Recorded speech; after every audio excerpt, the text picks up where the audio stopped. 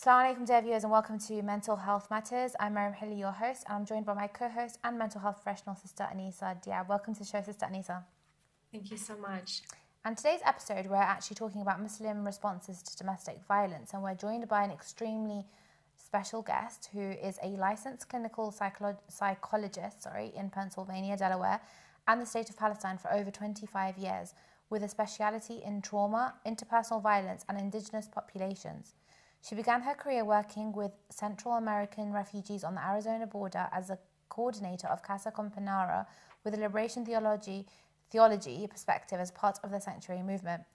She's written over 17 published professional articles, 3 book chapters, and presented on over 100 occasions internationally related to her topics of speciality. She's also a forensic psychologist who has evaluated over 1,000 individuals and served as an expert witness in cases involving criminal, family, immigration, and human rights law. She's also worked in the United States, West Africa, Latin America, and the Middle East. She previously served as a director of children and adolescent services for community behavioral health in Philadelphia.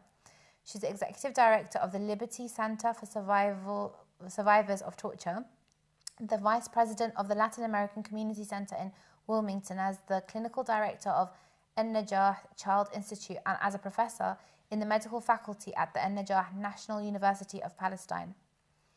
She's also fluent in Spanish, English, and has moderate fluency in both French and Arabic. Now that is quite a bio. And our special guest is Dr. Denise Berte. Welcome to the show, sister. Assalamu alaikum. Thank you so much for having me to discuss this very important topic within our community. Alaikum salam. We're honoured to have you on our show today. You have an impressive bio, but as an executive director of Peaceful Families Project, can you tell us about your work and how the organisation serves the Muslim community? Absolutely. Peaceful Families Project is really an organization that has as its goal looking at positive family functioning and the elimination of domestic violence within Muslim communities through an Islamic perspective. So there's a lot of confusion about how Islam manages or talks about domestic violence. And what we do is to really go back to the sacred text, to the Hadith, to the Quran, and talk about domestic violence as a form of oppression, as a human rights issue from a Muslim perspective. In that work, we do community trainings, we make resources, we do research with the idea of having the Muslim experience, the Muslim voice, and the Muslim solution as part of our work. And we look at not only domestic violence, but all kinds of family violence. So we have a program called Peaceful Parenting, which has to do with positive parenting techniques. We have Peaceful Partners, which is engaging male allies in the struggle against domestic violence. We work with Peaceful Futures. We know that domestic violence, unfortunately, does not start, at 25 or 26 when someone gets married. It is about messages and beliefs that start from a very young age. So we work with youth as well. We have something called Peaceful Partings. We know that in Islam, marriage is supposed to be to create peace. And if it isn't, then we have this wonderful option of peacefully parting and co-parenting and going on with our lives. That is not, I know when we talk to folks, there's some confusion culturally about that not being a part of Islam, but divorce certainly is. Peaceful divorce is certainly a part of Islam. And then we have a program called Peaceful World, where we use our curriculums and our resources and our trainings internationally. And this is the first time we've actually had a mental health professional on the show that's worked in the forensic psychology field. Can you tell us, the viewers, and for my benefit as well, a little bit more about your field of work in forensic psychology? Sure. So forensic psychology just talks about how psychologists and psychological professionals can give information that informs legal systems and legal decisions. And that can be at a very basic level in a case like domestic violence, where there may not be proof that someone has been a victim of domestic violence, or other than their sort of psychological trauma, or in cases of child custody, in terms of making good decisions for children about where they should live and how the separation of parenting tasks should happen. So we do work within individual cases. And then, of course, with my work with political violence, we also are able to document the impact of certain policies and actions on an entire population of people. That gets used in the ICC, the International Criminal Court. It also helps in terms of documenting historically the experiences of people who have suffered from trauma, whether that be, or violence, whether that be individual, family, or community-based. Sister Anisa, if I can bring you into the discussion, what does domestic violence entail? What are some of the nuances in the way that it can look within Muslim communities? For sure. And I just want to give a trigger warning before we start talking about these issues that some of the things we're going to be discussing today are going to be sensitive. And so they're definitely not going to be appropriate for younger children to listen in on. And maybe even for somebody who they themselves have been through domestic violence or are dealing with it right now.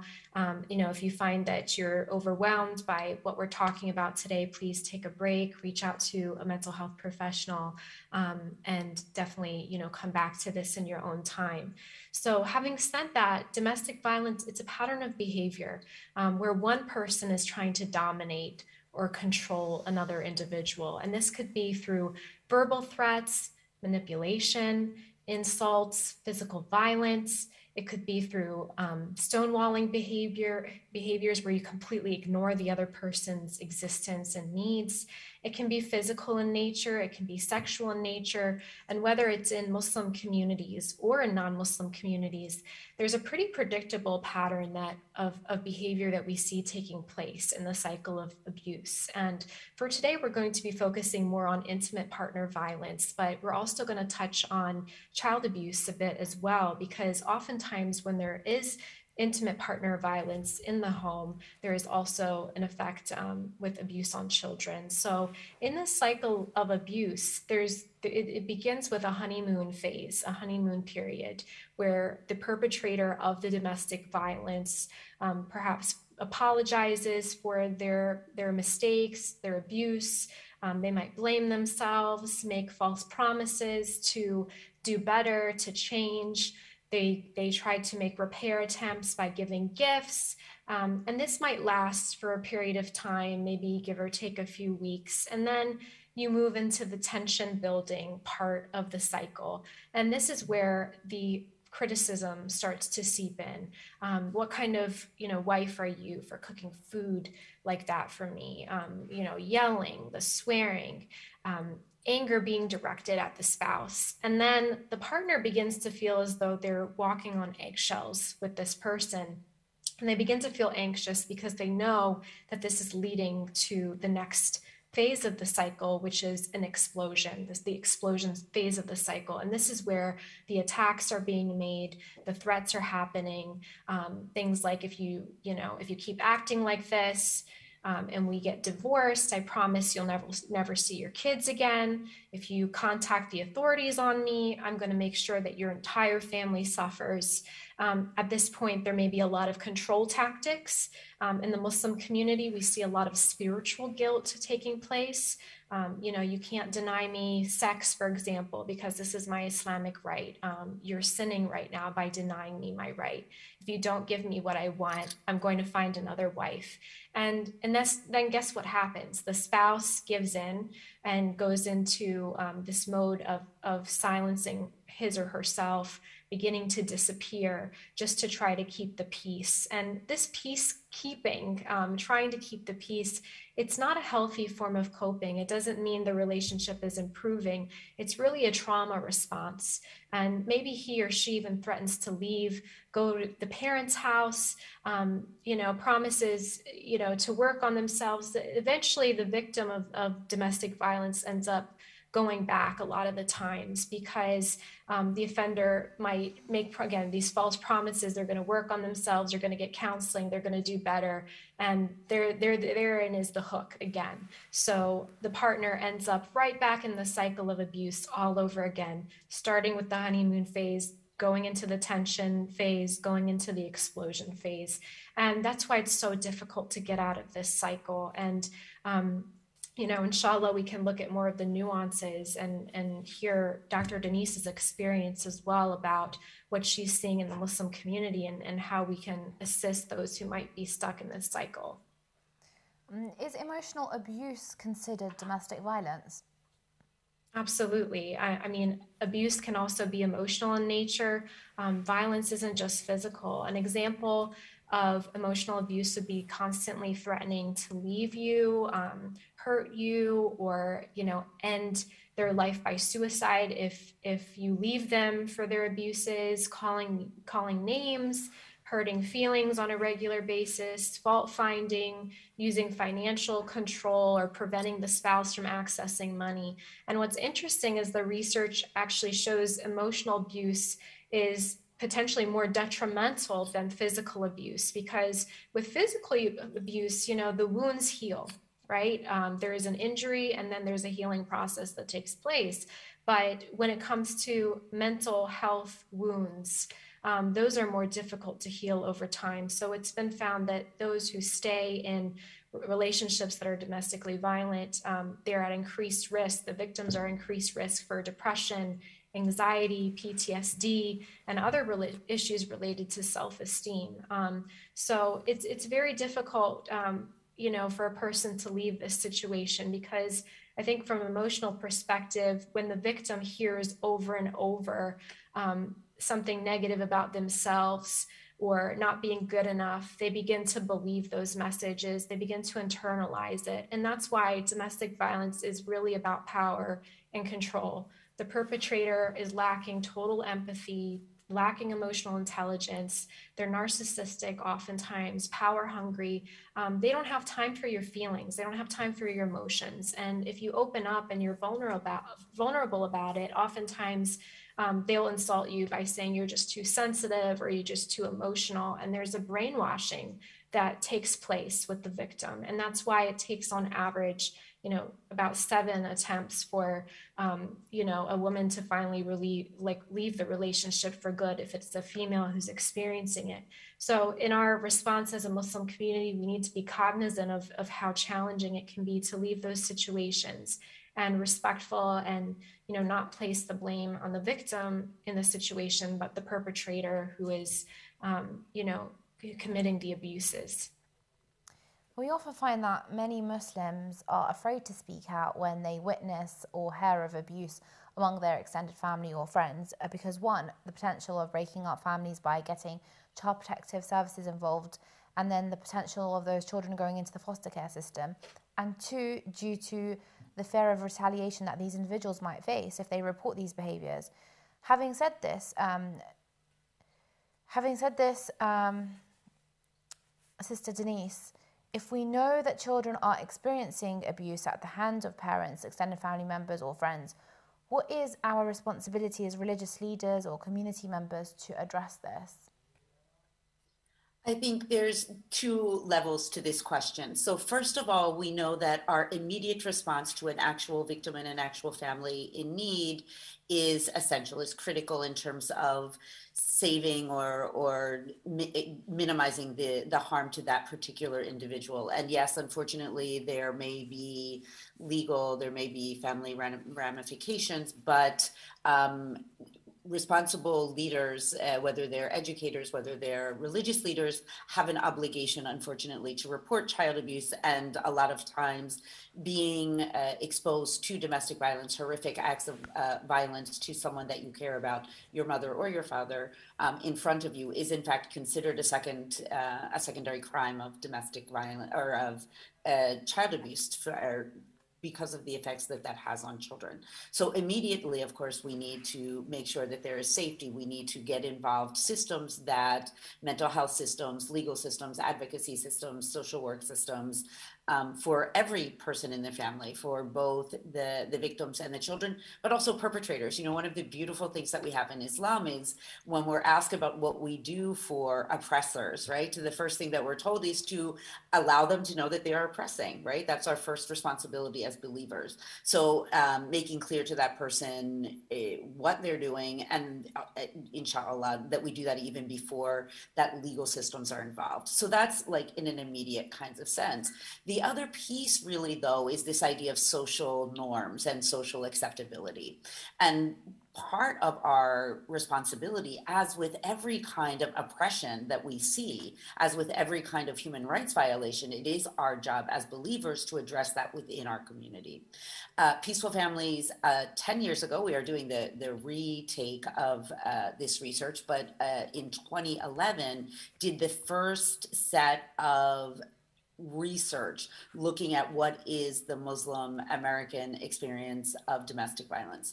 And within that research, we found that over 52% of just general Muslims had been either the direct or had somebody directly involved with them that was a victim of domestic violence. And 67% were aware of someone within the Muslim community who was a victim of domestic violence. That's almost 70% of our community. What our job is then, of course, is to make clear all the time and over again what our response to domestic violence should be, to make very clear that this is not our deen. The domestic violence is not part of our deen. It is not part of our tradition. It is not okay. It is not acceptable within our faith tradition. It has to do with sort of really eliminating this tolerance, things from, you know, small jokes about, oh, well, that's how women are, or that's how wives are, to, you know, the kind of, well, he's the husband. What can we say? What can we do? And we don't always talk about men, unfortunately, because again, we're talking about systemic kinds of issues. The incidence of domestic violence is at this point about 95% female victims, about 5% male victims. And those male victims, again, are usually vulnerable in some other way, either by mental illness, by intellect, by immigration status, or something else, because domestic violence is a system of oppression that uses power and control. And in most cases, in all of the countries that we work in, women have generally less power and control than the men within the community. So when we talk about what our responses should be, there needs to be responses at every level of the community. So religious leaders, our imams, need to be talking about domestic violence as a form of oppression within their Friday khutbahs, within their community education, when they do premarital counseling, which should always be a part. We are Muslim, we believe in marrying for life, which means we need to have the adequate tools and ability to select positive partners. That needs to be something that's discussed even before the marriage, but also with male allies. So one of the programs that we have is really working with male allies, we have something called the Peaceful Partner Pledge, which is Muslim men signing off to say that I am very aware that my leadership role within the family does not include violence, does not include oppression, does not include humiliation. So we need other men to be telling that to men. We, again, working with victims, putting Band-Aids on people who are already damaged or hurt is only one part of what we do.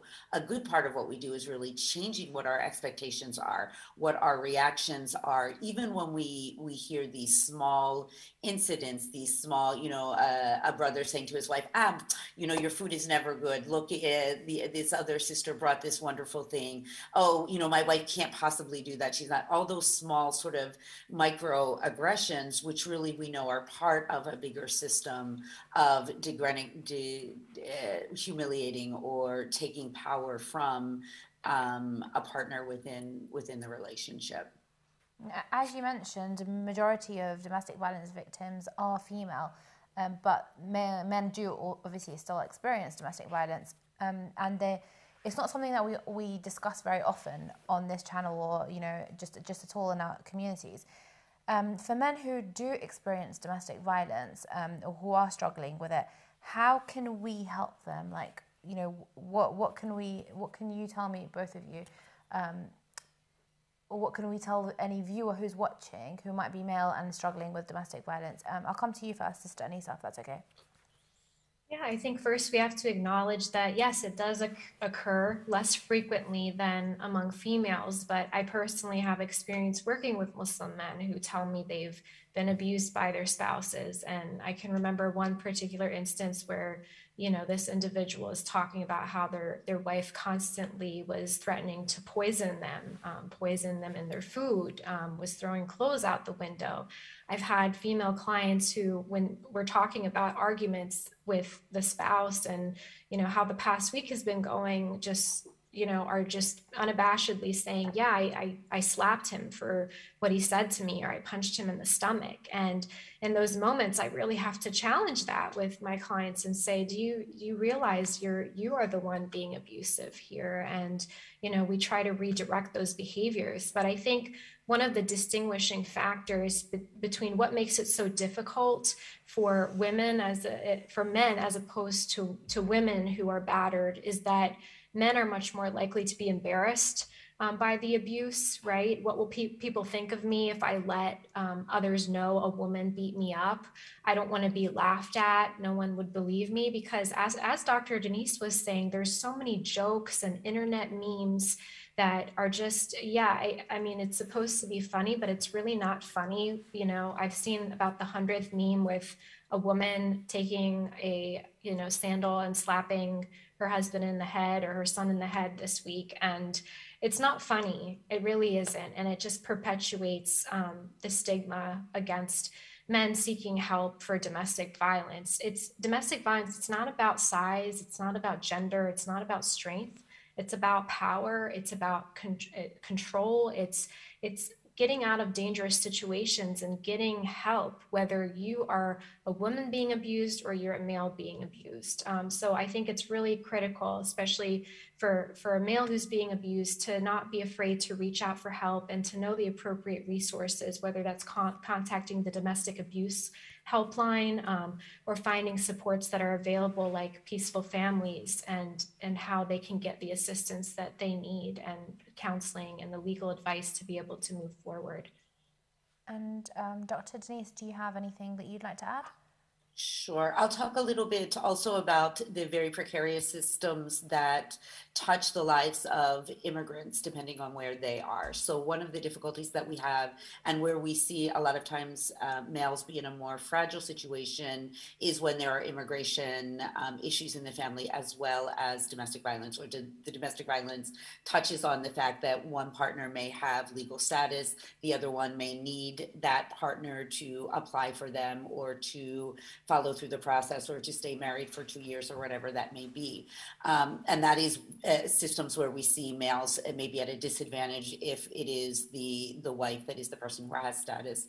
So one is to know that we look at all of those pieces as part of domestic violence. So there is oppression of abuse of money, abuse of power, abuse of documentation status, all of those kinds of things. The second piece really is to ensure, and this is really a systemic issue, is to make sure that there are places for male victims to seek out assistance. Unfortunately, because where the domestic violence movement started was sort of white, middle-class Christian women. And the whole system that we have of criminalization of behavior, of the shelter system, of reporting, had to do with their needs, and does not necessarily work for marginalized populations, whether they be Muslim, whether they be immigrant, whether they be non-English speaking, whether they be male. So we need to make sure that attached to our masjids, attached to our communities, are services for people who may not be English speakers, who may be male, who may be immigrants, who may be different in other kinds of ways, to make sure that they do have the same open doors, that they have the same linguistic access, that they have the same legal rights and the same legal services that we give to other people in our population around the issues of domestic violence. Thank you. Sister Anisa, when there's a dispute between spouses, families often ask to meet to intervene or mend the relationship, or just mediate. However, what should someone do when this isn't helpful, and when it can even be harmful to someone who may be in a domestic violence situation?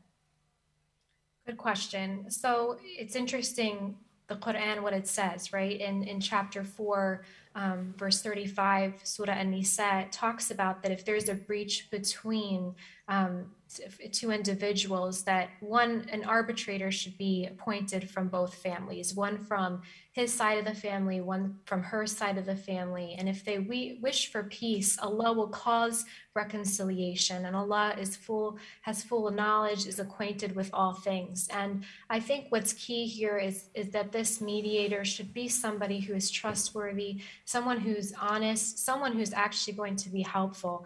And I think, of course, first, when you're starting with mediation, you want to focus on yourselves and try to see, first and foremost, if both individuals can mediate on their own, if not, to seek outside help.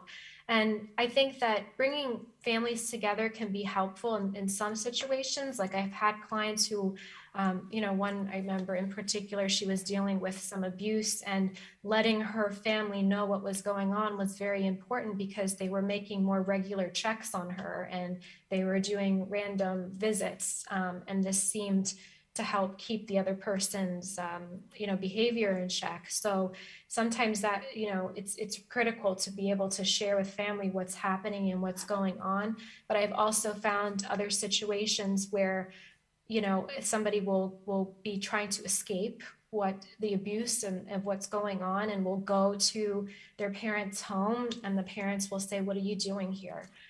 You need to go back. Even if he has a gun, even if he pulled out a knife, like, you need to be back there and make this work for your kids." And of course, what do you think is going to happen to this person? The abuse is going to get worse, right? So I think that everybody needs to look at their situation and who is actually going to be helpful and who isn't, whether it's family or an outside resource. And it's really critical to be able to identify all the different connections that a person can access. So, for example, looking at the Muslim shelters that are available, Sakina Homes is a great one. They have, locations within the US, within Canada, and London as well. Looking at contacting a domestic violence hotline and seeing what their tips are, contacting a domestic violence advocate.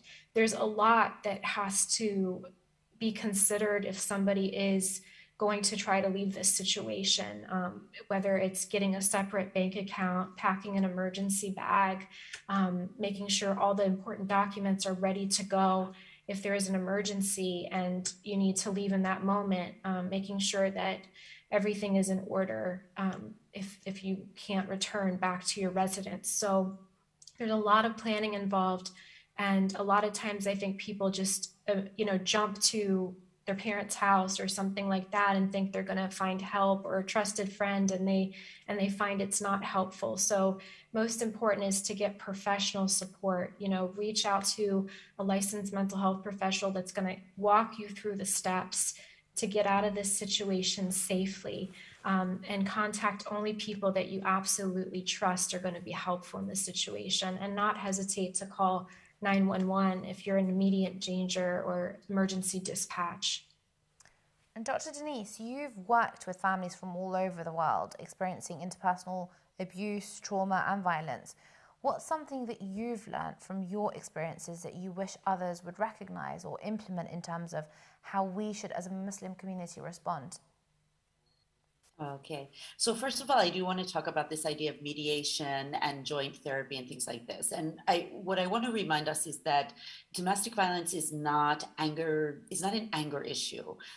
Most of the time, perpetrators of domestic violence are lovely human beings who are not violent with their boss. They don't kick the dog. It really is this belief that within the family, they are the head of the household, and that head of the household status gives them the ability to be physically, emotionally controlling to both wives and sometimes children as well. So the idea is that we don't confuse this with normal conflict, normal marital conflicts, normal kinds of conversation, normal kinds of mediation. So first of all, we need to ensure the safety of the people involved, right? So it's not necessarily mediation or even joint therapy is not suggested at all for situations of domestic violence.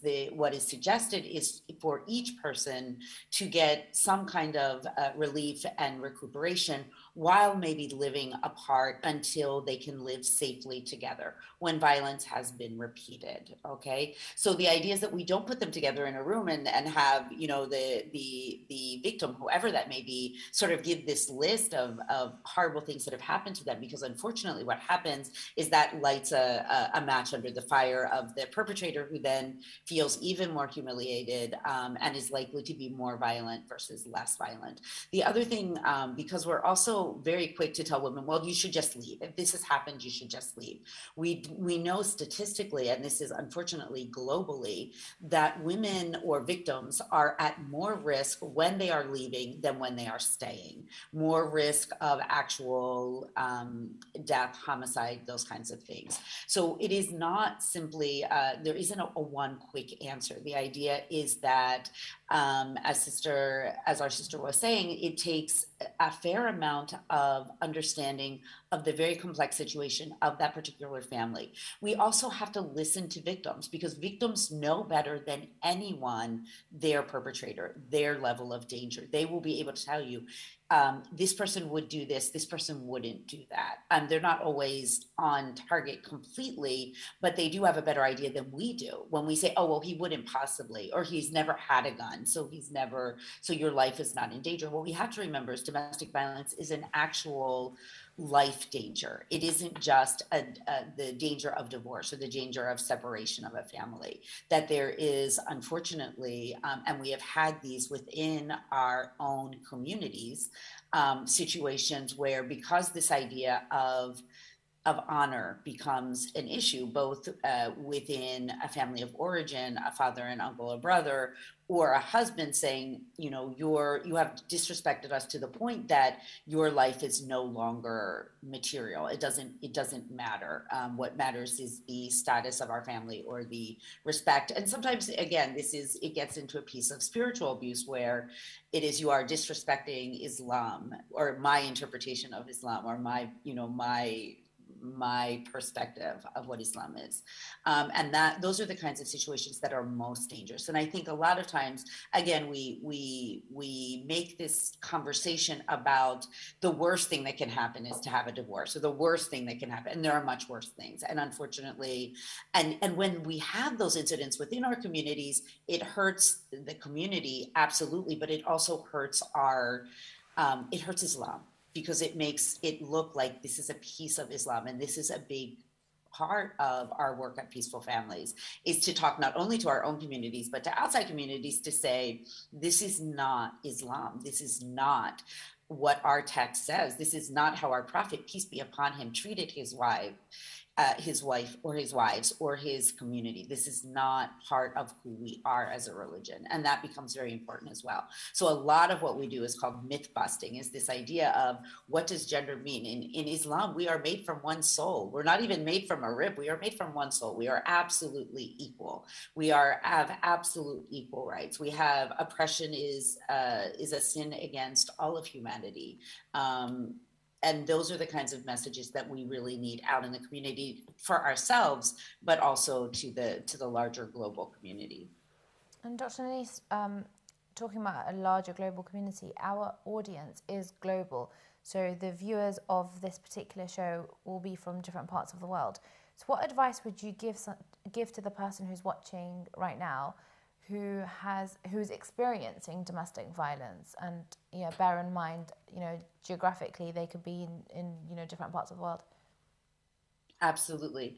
I think for that particular individual, the statement always is, Allah created marriage to make sakina. Bas, that's it. Not to have children, not to make households, not to make money, not to make, your mom or your mother-in-law happy. The goal of marriage within Islam is sakina, is to make peace only. Because we know that as believers, to be productive and faithful believers, we need peace. We need to live in peaceful relationships, in peaceful homes, in peaceful spaces.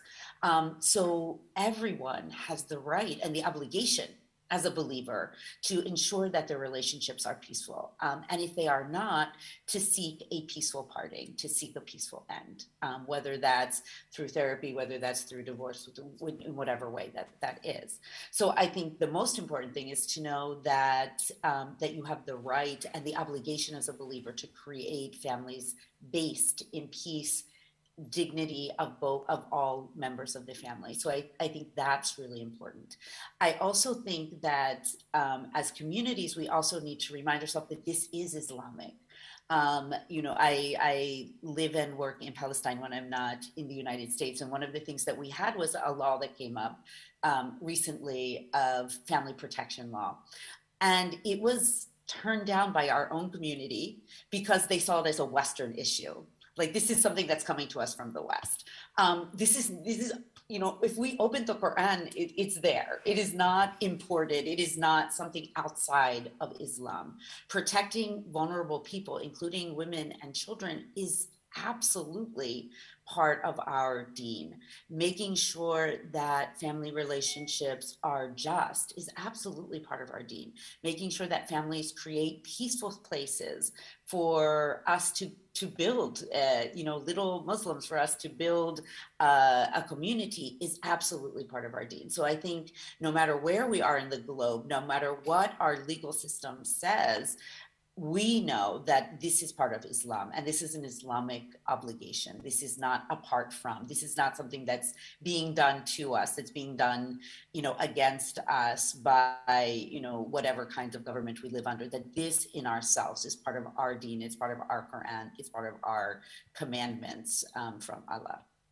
And Anisa, if I come to you, there'll be somebody who's watching the show right now who might be in a difficult situation, might be suffering from domestic violence, but they might also feel that they will end up breaking their relationship, if they speak about it, and they're quite worried that it might, be detrimental to them, because it can negatively impact their children perhaps, or their family structure. What would you say to somebody who's watching right now who might be in that situation? Yeah, so staying in an abusive situation, and even a lethal situation, as Dr. Denise was saying, right? Some of these levels of abuse vary for every family. It's detrimental. It's unacceptable. It's detrimental. It goes against Islam to stay in a situation of oppression. Allah wants us to stand up for ourselves, to stand up for our rights. Our right is to have a marriage and a family life that's full of sakina, full of surur and tranquility. And in my professional experience, I often will hear this where, well, I can't leave because what will happen to the children, or how is this going to affect them?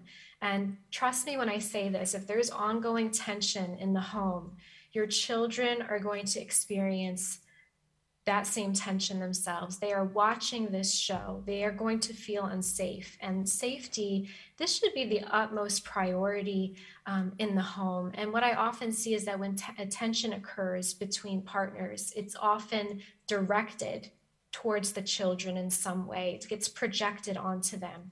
You are modeling for your children what a healthy marriage looks like. And if your children are watching this show every day of screaming and attacks and all of that, what effect do you think they're going to have in terms of their mental health and their psychological development? It's going to affect them, not just into their childhood and adolescent life, but into their adult and married life as well. A successful marriage, it's not about staying married. It's about having a healthy marriage, a marriage where you're setting a good example for your kids. Nobody gets married anticipating divorce, but when reconciliation and peace can't be attained at home, Islam offers this solution in the form of divorce. And families, they come in all different sizes, all different shapes, and family, just because you might be living in a family with a divorced parent and 2 children doesn't make you any less of a family than other families. Family is where a person feels safe, they feel loved. That is what makes a home a home. And unfortunately, there's just a great deal of stigma in our community with divorcees, not just divorcees themselves, but the children of the divorcees. And I know this firsthand as somebody whose parents divorced when I was 5 years old, that the community judges you, they treat you differently, they question your ability to be a good wife, a good mother, a respectable person, just based off of this family dynamic, which I find very sad.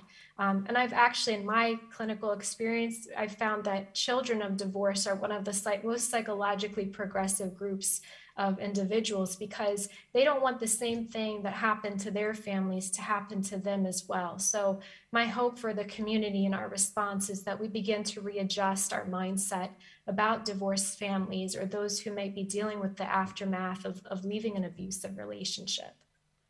Thank you for that. It's actually quite refreshing to hear some of the things that you just said.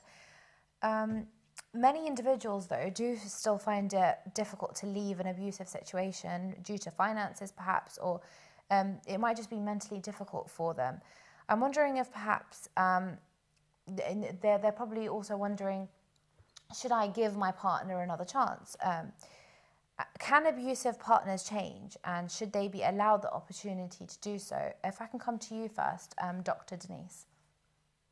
Absolutely. So one of the things that we are working on, even as we speak, is a Muslim curriculum for batterers programs. So we do know that within a lot of legal systems, even when the partner has been charged with a crime related to domestic violence, they are sent into treatment, right? The idea is that, of course, we believe that everyone can change. We believe, and this is something I actually have done in my professional life, is to run batterers programs. And they're, again, a large percent of people who fall into this cycle, it is because they saw domestic violence within their home as children as well. So one of the things that is happening here in the United States and globally as well is that we don't really have intervention programs, batterers programs that are based in Islamic teachings. So when people have to go to these kinds of programs, they're going to programs that were not created for them. And unfortunately, that makes it really easy for them to say, oh, this is an American program, or this is a British program, or these are not Muslims. So one of the things that we are actually working on under our Peaceful Partners program is pulling together experts from across the globe, from across the country, from different communities, to really create a curriculum for domestic violence batterers that show them directly how this is part of Islam. And the other thing is that we're given amazing models for peacefully living together. Islam is one of the faith traditions that has written the most about, like, very detailed. So when you have to make a decision, this is the way you do it. This is joint consultation. How do we get together? How do we, all of these kinds of things. And it's very helpful in terms of structuring and explaining and giving people a chance to really live in a different way. Now, when I say that again is not individual couples work. Because most of the time family perpetrators are not able to manage that kind of work until they've been through their own treatment. It also doesn't mean that the family shouldn't separate for some period of time in terms of safety, because we want to make sure that these patterns of behavior do not cause a victim to say, okay, well, I'll just take him back, because that, unfortunately, as you heard initially, this is part of the cycle, right? That things get better, I promise. So one of the things that we're looking at is, how do we provide safe spaces for men who are going through batterers program? Where do we send them? How do they, peacefully sort of take a break from the family until they can really manage their own feelings? Because it's also not good for perpetrators. It is criminalized in many Western countries. You can be jailed. You can be deported back to your country of origin if you are not originally from that country. And the other thing is, who wants to be in a position where they, in a rage, create some really physical damage to their closest loved ones? Nobody really wants that. That is not good for anybody. So working with perpetrators is part of our obligation. Again, as Muslims, these are still believers. These are still part of our community. And even if they leave this person, they're going to get married to somebody else in our community. So the idea is that we have to offer not judgment. We judge behaviors, we judge actions, we don't judge people, but that we offer rehabilitation programs. Thank you. And Sister Anisa, would you like to add anything to that? I think she said it beautifully, and especially this idea that, you know, if this person doesn't get help, if the perpetrator doesn't unlearn this violence, the cycle is going to repeat with somebody else. And it reminds me of what the Holy Prophet, peace be upon him, and his family said, that, you know, we should help both the oppressed and the oppressor.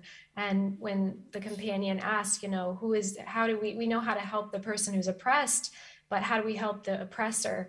You know, his response was by stopping him from doing the oppressing. So if we can address it at that level, that's when we begin to make systemic changes. So it's phenomenal to hear that this is in the works at Peaceful Families, and I look forward to following that.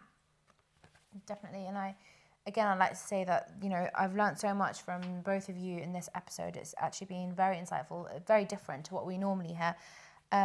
But just before we end the show, Dr. Denise, where can viewers go to get further information about Peaceful Families, and are there any resources that you would like to recommend to our viewers? Absolutely. So our website, it's interesting because Peaceful Families is across the United States with this international impact. So we are everywhere and nowhere at the same time. So the beautiful thing about that is almost everything that we do is taped or is virtual. So if you go onto our website, which is www.peacefulfamilies.org, you will find really a wealth of resources. We have domestic violence T-Talks, which are domestic violence 101 in Urdu, in Arabic, in English. We will soon have in Indonesian, and in Yoruba, because we work with a very diverse population, and in Spanish. So those are on the website. Those are something somebody can just, again, they don't have to go to somewhere if they can just watch and explore. We have resources on there for religious leaders, for imams, on how to address domestic violence within the masjid, within the khutbahs on a weekly basis. We have also a domestic violence, a survivor's handbook, which not only explains domestic violence, but talks about how to create safety plans, how to look for services. We also have on our website the National, for the United States anyway, the National Domestic Violence Directory for Muslims, where you can go in and look up your locality and become attached to a service provider who is either Muslim or Muslim friendly. We also now sponsor what is called the Manavdi, which is the Muslim Advocates Network Against Domestic Violence. There are 40 organizations that are both global and in the United States that are Muslim advocates against domestic violence. If we have individuals who are working in this area, they are somewhere where you can register and become a part of trainings. And then on our website are also our ongoing trainings. We do an annual imam training for religious leaders. We also have what's called Marriage Matters, which is looking at strengthening marriages. We are now looking at a pilot for our youth program called Peace for Futures. We're looking for 10 organizations really across the globe, but probably between Canada and the United States, where we're training youth leaders to be able to go do. We have a curriculum for middle school, high school, and for MSAs or college age students, so they can begin to, again, make those important explorations, discoveries about healthy relationships even before they're ready to get into a marital situation. So all of that is on our website. Most of our programs these days are virtual, which means we are not limited to the United States. Really, they're open to, and we have a pretty wide global community. As I said, we have programs, several programs in West Africa. We have programs in Palestine, and we work with training with organizations really around the globe. Thank you so much, and thank you both, and I'm so grateful for your time and for your effort into this show. This has been a really, really insightful and I'm sure it's been very beneficial to our viewers. But unfortunately, we have reached the end of our show today. Thank you once again, Sister Anisa, and thank you once again, Dr. Denise. Dear viewers, thank you so much for tuning in, and we'll see you again, inshallah, very soon. Take care. Wassalamu alaikum.